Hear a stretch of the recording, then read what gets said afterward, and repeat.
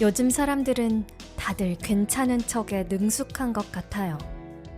출근길엔 아무 일 없다는 표정, 퇴근길엔 이미 다 잊었다는 표정, 집에선 아무 생각 없다는 표정. 그런데 눈치 빠른 사람들은 다 알죠. 그 표정들 뒤에 그냥 잠깐 멈추고 싶다는 마음이 있다는 걸. 애써 멋진 말로 포장하지 않아도 사람 사는 게 다 비슷합니다. 그러니까 오늘은 그냥 우리 서로의 진짜 얼굴 같은 걸 기꺼이 꺼내놓아도 되는 시간입니다. 큰 결심도 깊은 감정도 말고 그냥 지금의 나, 있는 그대로요. 안녕하세요. 서대문 FM 뮤직 안테나 유미의 뮤지컬 세포들입니다. 오늘의 첫 곡은 영화 체인소맨 레제 편의 오리지널 사운드 트랙 요네즈 켄시의 아이리스 아웃입니다.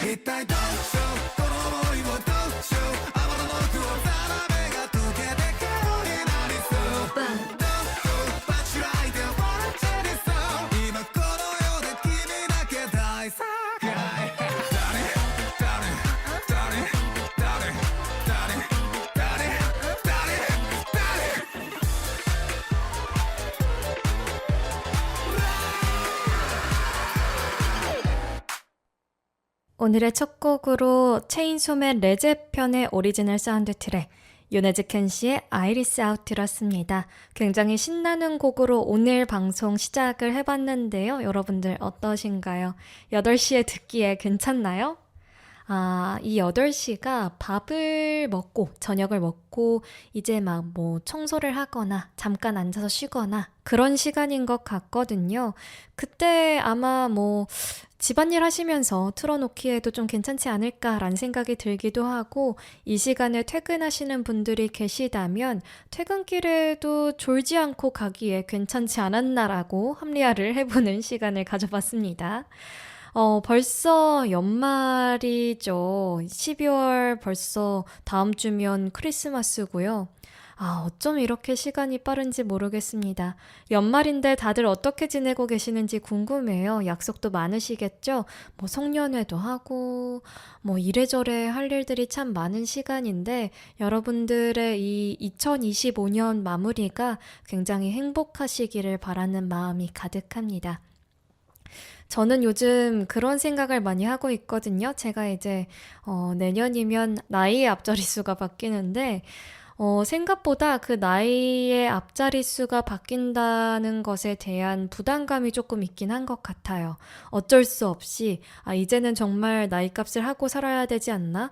좌충우돌을 하던 시기에는 이제 20대에서 끝났다. 주변 사람들을 보면 30대가 되면서 더 안정감을 갖는 경우가 많아서 자기는 30대가 너무나도 기대가 된다라는 분들도 많이 봤었는데 저는 아직까지는 그렇게까지 기대가 되는 것 같지가 않아요.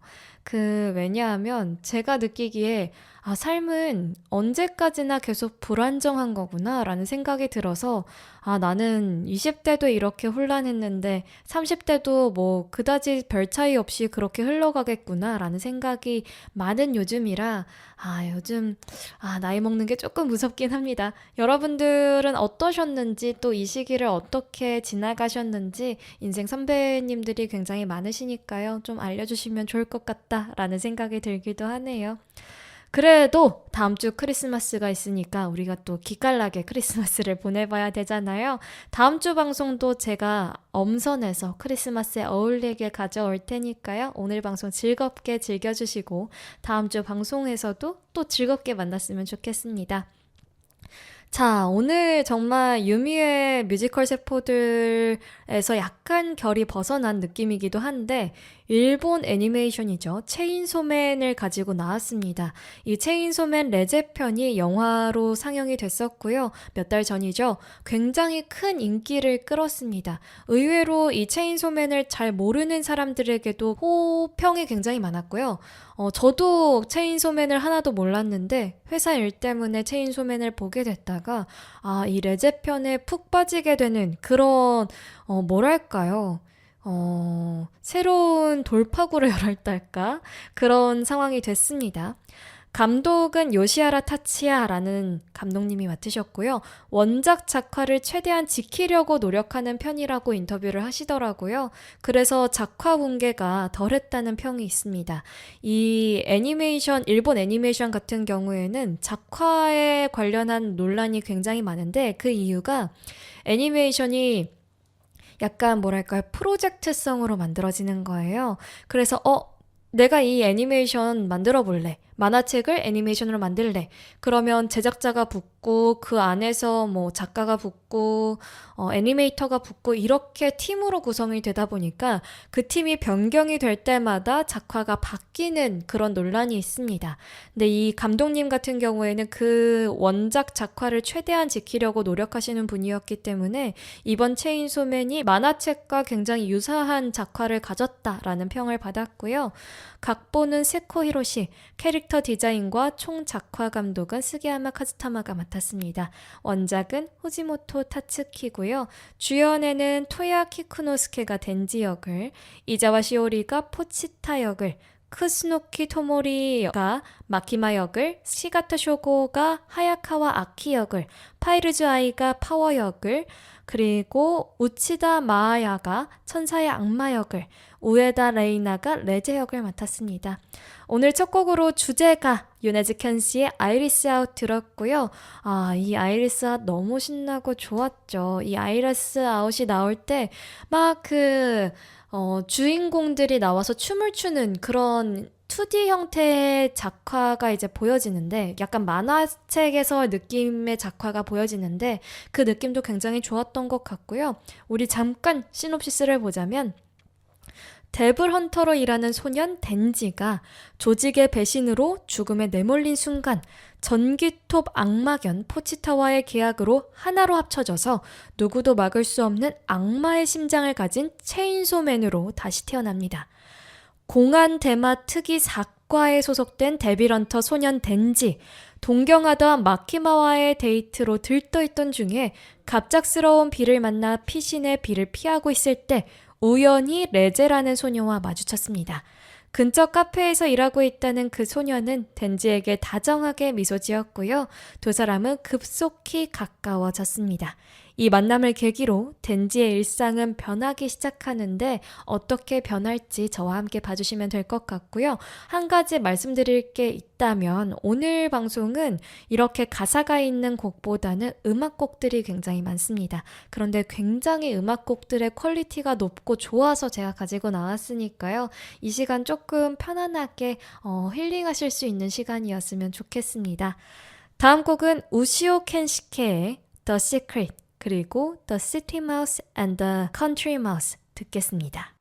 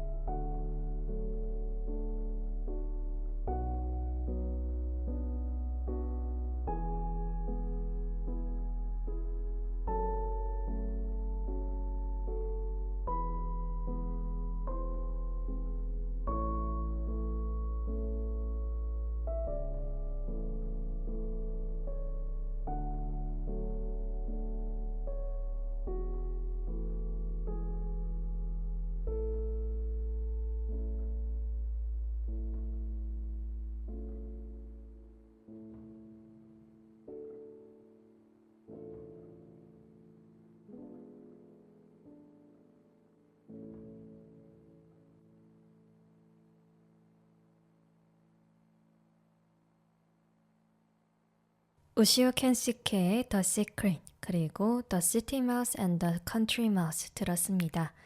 체인소맨 음악 감독이 우시오 켄시케라는 사람인데요. 애니메이션 목소리의 형태에서도 음악을 맡았다고 합니다. 애니메이션에서 굉장히 많이 활동하고 계시는 음악 감독님이기도 하시고요. 굉장히 좋은 곡들을 많이 쓰시는 것 같고 이 체인소맨 레제편의 그런 인기몰이를 하는데 정말 큰 몫을 하지 않았나라는 생각이 들기도 합니다. 이 애니메이션에 이렇게까지 서정적이고 좋은 곡들이 나올 수가 있는 거였나? 라는 이제 편견을 가지고 있긴 했지만, 그런 생각을 하면서 너무 좋다 라는 생각을 하게 됐고, 제가 체인소맨 레제편을 굉장히 좀 좋아하게 된 이유가 이런 요소였지 않았나라는 생각이 듭니다. 그래서 여러분들에게 조금 가벼운 마음으로, 조금 가볍게 다가가셨으면 좋겠는 마음으로 들고 나왔고요. 유미의 세포들 새로운 시도도 여러분들이 기쁘게 받아들여 주셨으면 좋겠습니다. 간단히 체인소맨에 대한 이야기도 해보려고 합니다. 우리가 먼저 알아야 되는 좀 개념들이 있는데요. 데블헌터가 있습니다. 이 데블헌터는 글자 그대로 악마를 사냥하는 사람들을 통틀어 데블헌터라고 부릅니다. 이들이 악마를 사냥할 힘을 얻기 위해서 인간에게 협력하는 악마들과 계약을 해서요. 그 힘으로 다른 악마를 사냥하는데요.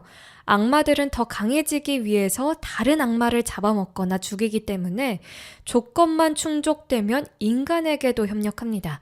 딱히 나이 제한이 없는 직종인지 미성년자도 마음만 먹으면 할 수 있고요. 당장 주인공인 덴지부터가 10살도 채 안 된 어린 나이부터 이쪽 바닥에서 계속 굴러다녔고, 고등학생인 요시다 히로후미가 민간 데블헌터로 일하고 있고요. 학교에도 데블헌터부가 있어서 부활동이라는 명목으로 학생 신분으로 치안 활동을 하는 사례도 있다고 합니다. 민간 데블헌터가 있고 공안 데블헌터가 있는데, 그 공안 혹은 해외 특수부대에 속하지 않은 데블헌터들은 대개는 민간 데블헌터로 분류가 됩니다. 초반부에 야쿠자들의 채무 노예로 부려지면서 악마를 잡던 덴지도 넓게 보면 민간이라고 볼 수 있고요. 참고로 공안은 공무원이라고 생각을 하시면 됩니다. 국가에서 채용하는 그런 시스템이라서 공안 데블헌터는 작중에서 등장하는 일본의 데블헌터이자 공안 소속 데블헌터와 민간 데블헌터로 나눠진다고 말씀을 드렸죠. 공안 데블헌터는 공무원이고요. 국가의 명을 받고 악마를 사냥을 합니다. 민간 데블헌터들이 포기한 위험한 악마들이 공안 담당으로 넘어오기 때문에 공안 데블헌터들은 대부분 얼마 안가 죽거나 죽을 위협을 느껴서 민간으로 이적하는 경우도 많다고 합니다. 우리가 마인이라는 또 개념을 알아야 되는데, 이 마인은 인간의 시체에 악마가 들러붙어서 탄생한 존재입니다. 인간의 시체에 들러붙었더라도 여전히 악마의 인격으로 살아가기 때문에 악마로 취급을 받습니다. 즉 기본적으로 인권 없고요. 인간에게 협력하여 비호를 받는 경우가 아니라면 토벌 대상입니다. 악마가 마인이 되면 힘이 약해지는 게 일반적이고요. 대신 폭력의 마인은 제외입니다. 무기인간이 있는데요. 이 무기인간은 체인소맨에서 악마의 심장을 이식받고도 인간의 자아를 유지하는 데 성공한 인간들을 이르는 명칭입니다. 이들이 이식받은 심장이 전기톱, 일본도, 폭탄 등 무기악마의 심장이라서 무기인간이라고 불립니다. 우리 체인소맨 레제편에 나오는 덴지와 레제는 무기인간입니다. 그러면서 덴지는 무기인간이자 공안 데블헌터인 거죠. 세계관을 좀 보자면 1990년대 풍의 대체 역사 세계관을 갖고 있고요. 이 세계에서는 공포가 괴물인 악마를 낳습니다. 인간의 두려움이 구체화되어 악마가 생겨나고요. 이들을 사냥하는 조직이 존재하는 겁니다. 데블헌터 혹은 정보기관인 공안부서가 악마와 계약하거나 악마의 힘을 이용하는 경우가 많고요. 인간이 악마와 융합되어서 하이브리드, 체인소맨처럼 되기도 합니다. 특별한 설정으로 체인소 악마는 다른 악마를 흡수할 경우 그 악마가 나타내는 개념이 완전히 사라진다는 세계관적 요소가 존재를 하는데, 여기까지 보시면 이제 너무 어렵고 그냥 영화 공식 설명에서도 살아남기 위해 규칙 따위 없는 세계에서 사랑에 이끌려 가장 치열한 전투에 맞선다 라는 문구가 나와 있으니까요. 그런 내용이구나 라고 봐주시면 좋을 것 같습니다. 방금 들으신 곡 중에 The City Mouse and the Country Mouse가 있었는데, 이 시골쥐, 도시쥐가 이 레제편을 관통하는 내용이라고 봐주시면 좋을 것 같습니다. 중간에 레제가 그 덴지에게 너는 시골쥐가 좋아, 도시쥐가 좋아? 라고 이야기를 하거든요. 근데 이게 그렇게 이 애니메이션을 보고 나면 너무 슬퍼지고 주변 사람들에게 너는 그래서 시골쥐가 좋아? 아니면 도시쥐가 좋아? 이렇게 물어보게 되는 그런 상황이 펼쳐집니다. 그렇게 좀 계속해서 밈이 됐을 정도로 굉장히 중요한 요소였다는 것을 여러분들이 알아주시면 좋을 것 같습니다. 그래서 더 시티 마우스 앤 더 컨트리 마우스 들으실 때 조금은 되게 서정적이면서도 뭔가 쓸쓸한 고독이 느껴지기도 하고 그러셨을 것 같아요. 저희 다음 곡 이어서 들어볼 텐데요. 다음 곡도 우시오 켄시케 두 곡 연달아 듣겠습니다. Slow Summer Eve 그리고 Our Film 듣겠습니다.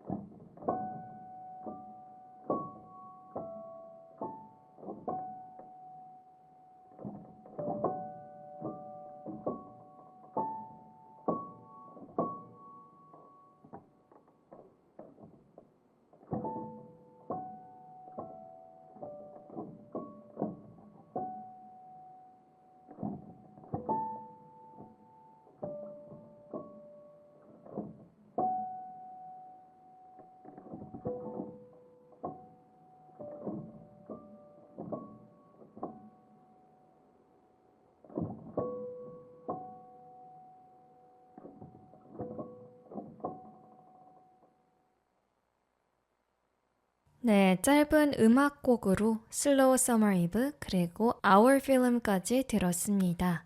두 번째로 들으신 곡은 그 약간 움직이는 소리, 달그락달그락 거리는 소리가 저는 요즘 이런 게 듣기가 좋은 것 같아요. 백색 소음 정도의 느낌도 있어서 굉장히 좀 마음이 차분해지는 느낌이 있기도 하더라고요.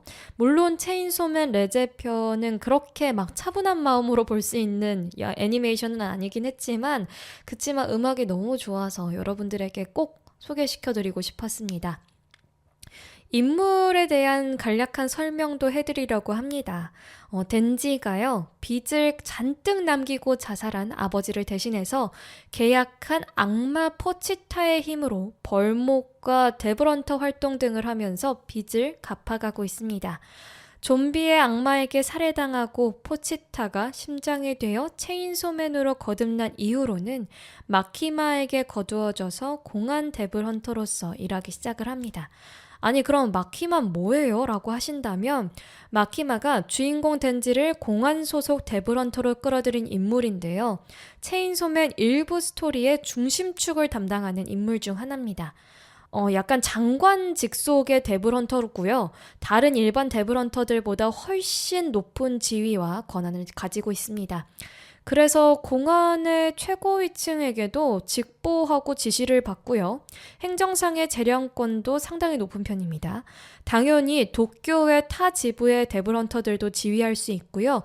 마키마가 계약한 악마는 일반 데블헌터는 볼 권한조차 없기 때문에 마키마가 능력을 쓸 때 눈을 가려야 하는 등 정말 상상할 수 없는 존재의 데블헌터임이 드러납니다.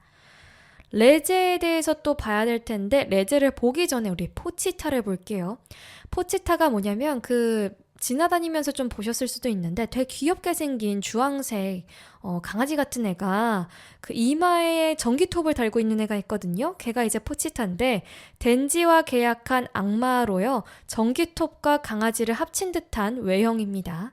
평소에는 톱날이 약간만 튀어나와 있지만 꼬리를 잡아당기면 일반적인 체인소처럼 날이 불쑥 튀어나오면서 회전을 하고요. 일반적인 전기톱의 기능도 착실히 수행하는 모습을 보여줍니다. 자, 레제, 이 영화의 핵심이죠. 카페에서 일하는 매력적인 소녀로 등장을 하면서 덴지에게 접근을 합니다. 하지만 그녀의 정체는 하이브리드 악마 혹은 악마 측 에이전트로서 덴지의 심장을 노리는 존재라는 것이 밝혀집니다. 영화 내에서 그녀는 감정과 임무 사이에서 갈등을 겪고요. 덴지와 함께 있을 때 보여주는 인간적인 모습이 관객의 감정성을 자극해가지고 제가 지금 여기까지 오지 않았습니까? 사실 레제의 정체는 소련에서 체인소의 심장을 얻기 위해 보낸 암살자였습니다. 또한 덴지와 마찬가지로 악마의 심장을 가지고 악마로 변신할 수 있는 무기인간이고요. 변신할 수 있는 악마의 이름은 밤이라고 해서요. 항공폭탄 모양의 머리를 하고요. 도화선으로 짜여진 몸, 다이너마이트를 주렁주렁 엮은 앞치마를 맨 외관이 특징이었습니다. 그 밖에도 굉장히 많은 인물들이 나오는데요. 먼저 하야카와 아키를 보자면 일본도의 자루가 달린 말뚝을 차고 다니는 공안 데블헌터로요. 가족들이 눈앞에서 총의 악마에게 살해를 당했고 복수심 때문에 데블헌터가 됐습니다. 파워는 덴지의 첫 버디이자 머리에 뿔이 달린 장발의 마인으로 본래 피의 악마였지만 아이보리색 머리카락과 금색 눈의 미녀에게 깃들어서 현재의 마인이 되었습니다. 먹이로 키우던 고양이에게 정을 붙여 야코라는 이름을 붙여 매우 소중히 여기며 인간 사회에 익숙하지 못한 모습을 보입니다. 빔도 우리가 좀 봐야 되는데 이 빔은 정상적인 대화가 거의 불가능해요. 지능이 정말 낮고 정신이 정말 사나운 그런 마인이거든요. 그런데 무슨 이유인지 덴지가 하는 말이면 무엇이든 듣겠다고 하고요. 파워가 야쿠자 에피소드 이후에 피를 뽑아야 해서 자리를 비운 동안에 덴지의 데타 버디가 됐습니다. 덴지를 체인소님이라고 부르면서 체인소님 최고! 이렇게 외치는데 거의 이거는 정말 자아가 없는 노예의 느낌까지 나거든요. 그런 느낌인데 덴지를 충실히 따르는 유쾌한 캐릭터입니다. 파워가 복귀한 후에도 덴지가 위험에 처할 때마다 나타나서 구해주는 모습을 보여줍니다. 청사의 악마를 우리가 또 알아야 되거든요. 이 천사의 악마가 마지막에 또 대단한 일을 하기 때문에 마키마를 도와서 옥상 위에서 창을 던져서 레제를 죽인 인물입니다. 인간과 유사한 외모를 지닌 악마인 만큼 인간들에게 일단 호의적이긴 한데요. 그렇지만 기본적으로 악마이기 때문에 악마에게 하반신을 먹혀 죽어가는 민간 데블헌터를 딱히 구하려 하지 않고 오히려 고통스럽게 죽는 게 낫겠다고 말할 정도로 좀 인간머리 없는, 인간이 아니니까 뭐 그렇기도 한데 그런 인물입니다. 이 덴지가 속한 4과에서 두 번째로 센 캐릭터라고 봐주시면 될 것 같습니다. 저희 다음 곡도 두 곡 연달아 들으려고 하는데요. 이 음악곡들이 애니메이션에 삽입되다 보니까 굉장히 짧게 들어가 있어서 이번에도 짧게 한 1분 정도의 곡을 두 곡 연달아 듣고 저희는 다시 이야기 나눠보도록 하겠습니다. 우시오 켄시케의 In the Sea 그리고 First Glance 듣겠습니다.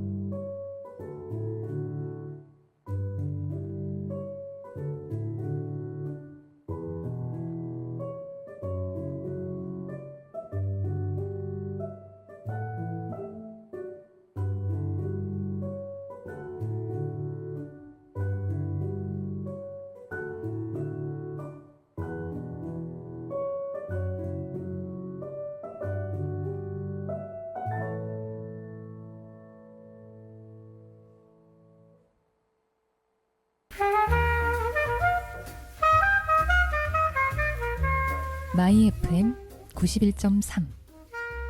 지금 여러분이 듣고 계시는 프로그램은 뮤직 안테나입니다.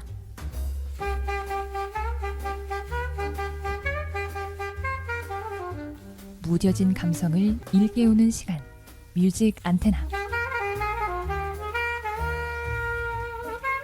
음악으로 마음을 전합니다. 우시오 켄시케의 In the Sea 그리고 First Glance 들었습니다.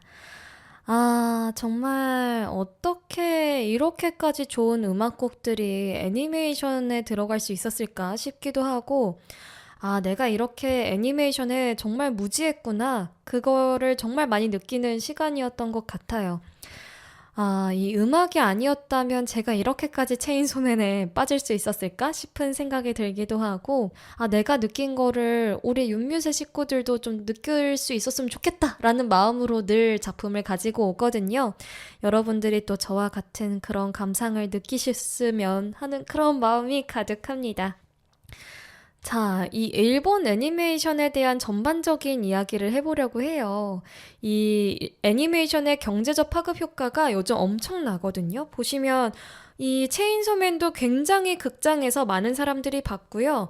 뭐 요즘 이런 일본 애니메이션이 너무나도 주류로 이제 나왔죠. 우리가 예전에는 약간 마이너하다고 생각을 했다면 이젠 거의 메인스트림이 된 그런 상황인데, 글로벌 애니메이션 시장이 2022년 기준으로 약 512조 원 규모입니다.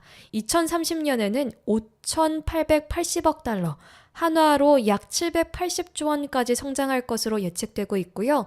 애니메이션은 직접적인 산업 성장뿐만 아니라 캐릭터 상품, 관광, 협업 분야 등 다양한 산업으로 확장이 되어서 간접적인 경제 효과도 굉장히 큰 편이거든요. 우리가 이거를 또 알아볼 수 있는 것 중에 하나가 대표적으로 한국엔 뭐가 있죠? 뽀로로가 있죠. 뭐 요즘은 핑크퐁도 있다 이런 말씀 하실 것 같은데, 그 전에 뭐 티니핑도 있지만 뽀로로가 먼저잖아요. 그래서 뽀로로를 보면 5조 7천억 원의 경제적 효과가 있었고요. 3만 6천 명의 관련 산업 고용, 브랜드 가치 8천억 원을 창출한 것으로 평가가 되고 있습니다. 또 일본에서 인기작인 진격의 거인 관련 지역 관광 및 산업 프로젝트가 약 54억엔, 한화로 약 500억 원 규모의 경제 효과를 거두기도 했습니다. 이런 것처럼 애니메이션이 경제적으로 가져다주는 파급 효과는 정말 어마어마하고요.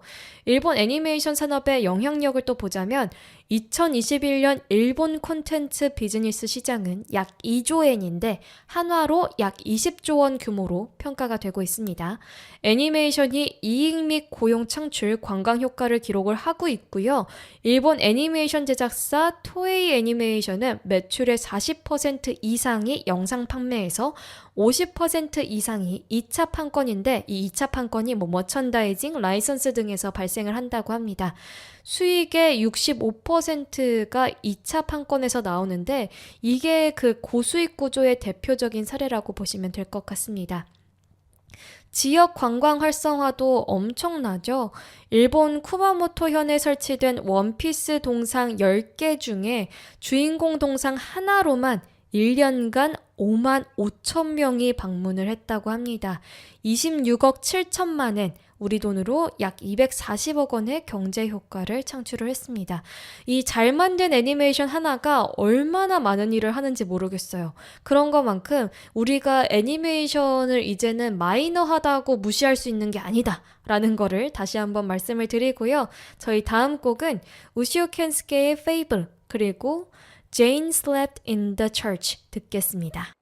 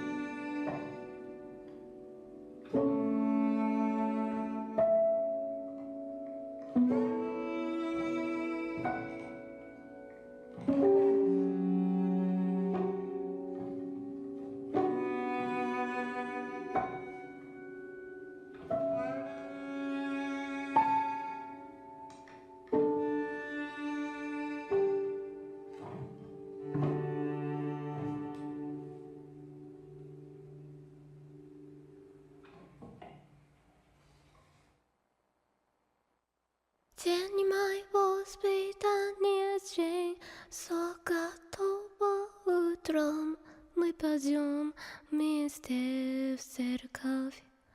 Мы будем пить кофе и есть омлеты в кафе.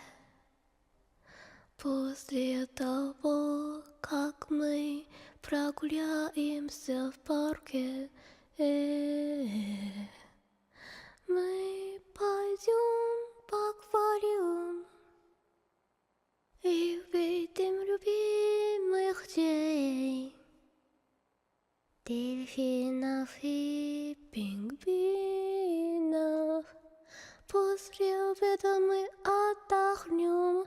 Итак, что мы сделали утром? Мы будем говорить об этом, пока не вспомним. Мы не вспомним. И ночью мы будем спать в церкви. 우시우 켄시케의 Fable, 그리고 레제 역을 맡은 레이나 우에다가 부른 Jane Slept in the Church 들었습니다.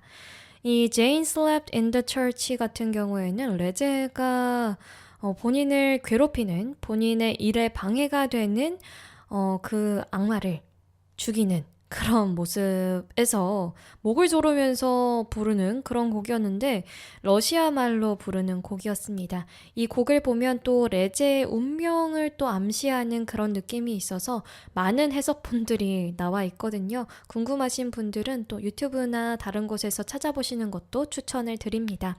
굉장히 스산한 그런 곡이었죠. 이거를 목 조르면서 부르기 좋은 곡이라고 해야 되나? 라는 싶은 생각이 들기도 하고, 그렇지만 또 이 레제의 결말까지 보고 나면은 다시 한번, 너무 슬프다. 이 레제가 얼마나 고독했을까? 얼마나 외로웠을까? 그런 생각이 드는 그런 곡입니다. 우리 앞서서 그 애니메이션의 경제 효과에 대해서 이야기를 했었는데요. 이렇게 말하면 여러분들이 혹시 좀 덜 와닿으실 것 같아서 제가 대표적으로 가져온 몇 가지가 있거든요. 우리 너의 이름은이 또 한창 유행을 했었잖아요. 우리에게 엄청난 밈을 가져다 줬고, 제가 이 너의 이름은이 나왔을 때가 막 20살이었나 막 그랬던 것 같은데, 그때 친구들이 대학교에 가서 하는 그 술 게임 중 하나가 본인의 지인에게 키미노라고 보낸 다음에 그 답장으로 나마에와가 와야 그 벌칙을 피할 수 있는 그런 술 게임이 엄청 유행을 했었어요. 그래서 제 친구가 고등학교 친구인데 갑자기 밤에 저한테 카톡으로 키미노 이렇게 온 거예요. 그래서 이게 뭐지? 전혀 술 게임이라고 생각은 못하고 나마에와? 이랬더니 유미야 정말 고맙다라고 이야기를 하더라고요. 그런 또 일례가 있었습니다. 이 너의 이름은이 일본 기후현 히다 지역을 배경으로 하고 있는데요.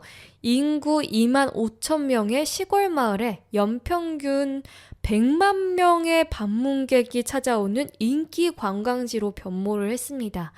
호수, 역, 도서관 등이 SNS 성지로 떠올랐고요. 지방 경제의 새로운 성장 동력이 되기도 했습니다. 그리고 럭키스타라는 애니메이션은 사이타마현 기쿠시 지역을 배경으로 하고 있는데요. 10년간 약 31억엔 경제 효과와 300명 이상의 관광 관련 고용을 창출을 했습니다. 지역 축제도 작품 테마와 결합해서 매년 지속적으로 개최가 되고 있을 정도로 정말 잘 만든 애니메이션 10개 다른 거 필요 없죠. 이거 하나로 지금 창출되는 게 어마어마하지 않습니까?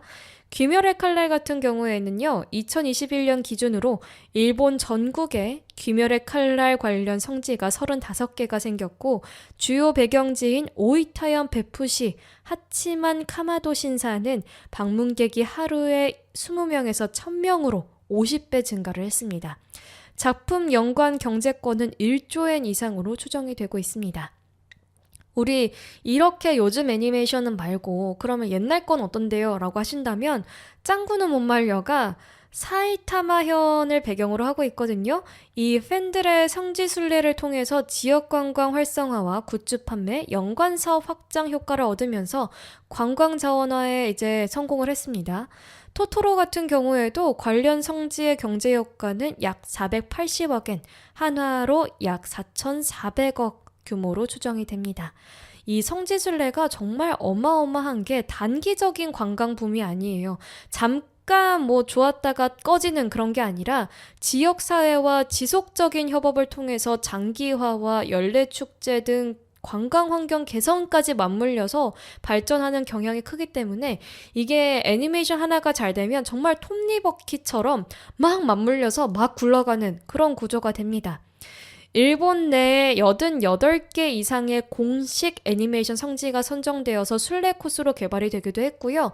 해외 관광객 유치에 활발히 활용이 되고 있습니다. 팬 활동, 콘텐츠 투어리즘이 관광산업 전체의 새로운 패러다임을 만들어내고 있고 다양한 세대를 지역으로 유인하는 엄청난 요소가 되고 있습니다. 인기 애니메이션은 배경지의 인지도 및 방문율을 비약적으로 높이고요. 굿즈 판매, 지역 축제, 관광지 개발 등 다양한 방식으로 경제와 고용에 실질적인 효과를 가져와서요. 지역 경제를 정말 크게 활성화시키고 있습니다. 이번 체인소맨 레제편도 성지순례를 하는 분들이 꽤 많더라고요. 그래서 그 레제가 있었다고 생각했던 그 전화 부스에 똑같이 꽃을 놓고 간다거나 그런 경우가 굉장히 많았습니다. 거베라가 나오거든요. 거베라를 놓고 가는 그런 모습도 많았고 우리가 또 하나 봐야 되는 게 요즘 가차가 엄청 유행하잖아요. 이 가차가 뽑기인데 이 가차 문화가 정말 어마어마합니다. 일본의 가차 머신 시장은 연간 400억엔, 약 한화로 약 3,800억 원 이상으로 집계가 되고요. 매장형 오프라인에서의 소비 경험, 지역별 성지순례와 결합된 매출 효과가 상당합니다. 애니메이션 가차는 한정 아이템 획득을 위한 반복 구매와 인터넷 커뮤니티 내 교환, 거래, 현지 방문 유도 등 다양한 방식의 소비와 팬 활동을 이끌고 있습니다. 신작 인기 애니메이션 출시와 동시에 관련 가차 굿즈 프로모션이 활발하게 진행이 되고요. 일본 내 여러 상권 및 관광지의 유동인구와 실질 매출 파급을 만들어냅니다.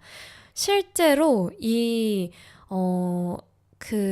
체인소맨 레제편의 가차가 나왔을 때가 제가 일본에 잠시 여행을 가 있을 시점이었는데 정말 이틀 지나서 오늘은 여기 있었으니까 도쿄 어디에 있었으니까 내일 도쿄 거기를 가니까 내일 가서 가차를 뽑아와야겠다 했는데 내일이 되니까 없어졌어요. 그 동경에는 하나도 없는 거예요. 도쿄가 굉장히 크잖아요. 도쿄엔 하나도 없고 저 밑에 지역에만 남아있는 그런 경험을 하면서 이게 하루 만에 내가 어제 저녁에도 확인을 했는데 몇 시간 만에 이게 다 사라지는구나를 정말 몸소 느끼면서 인기 애니메이션의 가차가 이 정도로 인기가 크구나를 정말 몸으로 체감하는 그런 시간이었습니다. 저희 다음 곡은 인더풀 그리고 레제까지 두 곡 듣고 다시 돌아오도록 하겠습니다.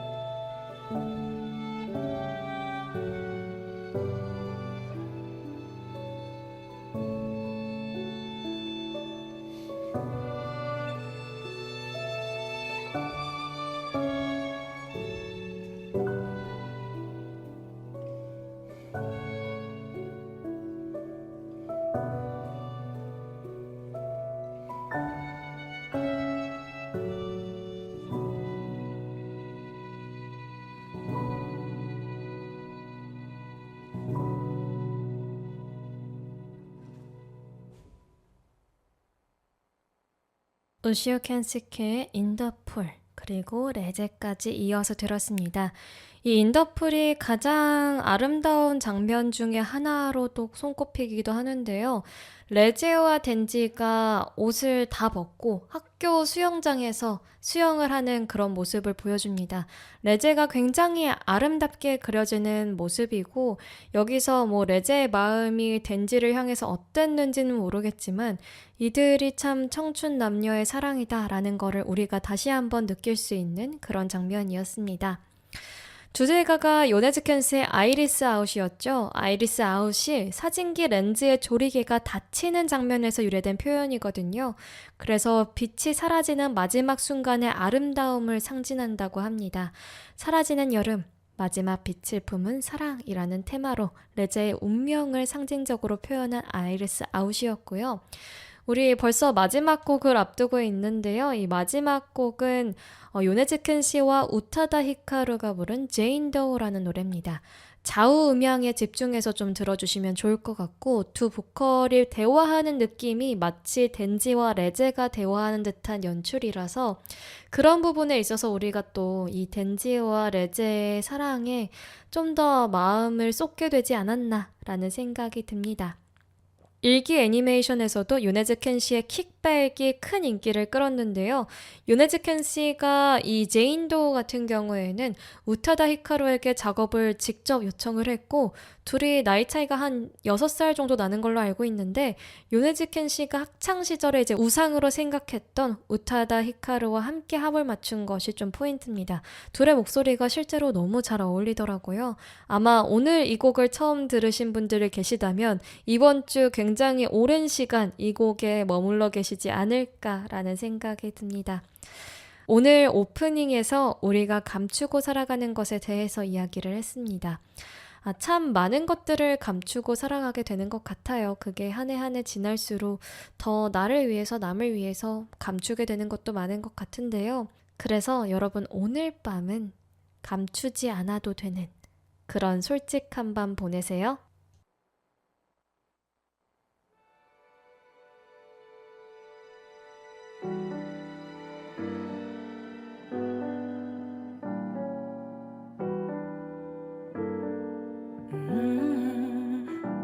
まるでこの世界で二人だけみたいだね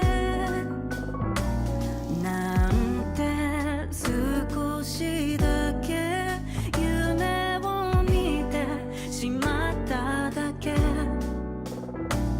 つま先に月明かり花束の香り指に触れる指さよならもう行かなきゃ何もかも忘れて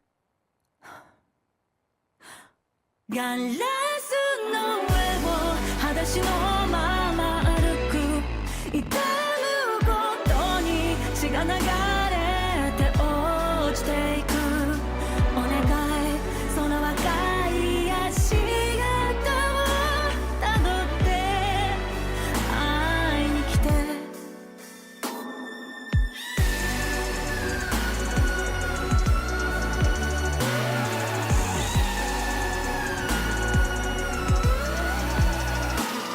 錆びたプールに放たれてく金魚靴箱の中隠したリンゴしなびた君の肌に残る傷跡犬の宿に泳いだ迷子どこにいるの何をしてるのこの世を間違いで見出そうそばにいてよ遊びに行こうよどこにいるのガラスの上を裸足のまま歩く痛むことに血が流れ